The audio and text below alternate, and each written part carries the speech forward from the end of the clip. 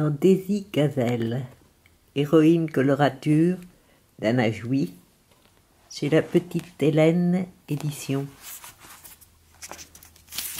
Le début de la seconde partie, Jean-Pierre Tombat, auteur.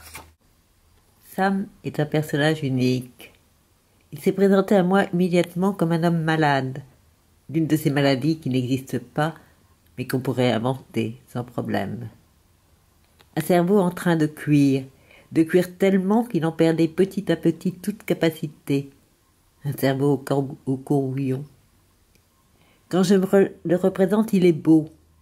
Une beauté sans critères, un homme avec des traits singuliers, qui se dévoile dans quelques détails, une manière de sourire ou de lever le sourcil, un tic peut-être. Un genre d'homme qu'on ne voit pas a priori, mais qui se manifeste à vous, après.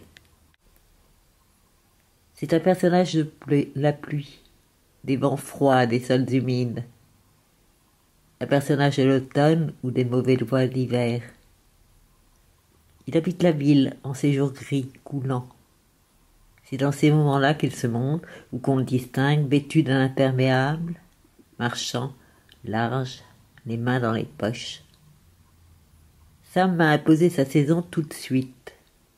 Il me fait comprendre que rien ne pouvait lui arriver dans la blancheur des premiers soleils et qu'il appartenait à des météos chagrines, comme son cœur était né mélancolique. Alors je l'observais se balader des heures durant sur les pavés le long du fleuve, silencieux et secret, jusqu'à ce que je ne peux plus me contenter de le deviner.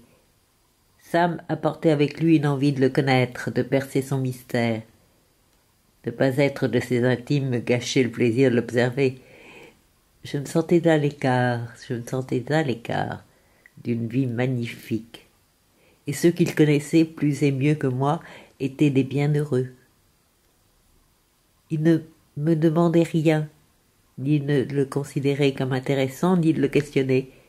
Il ne cherchait pas à me remettre son histoire à personne.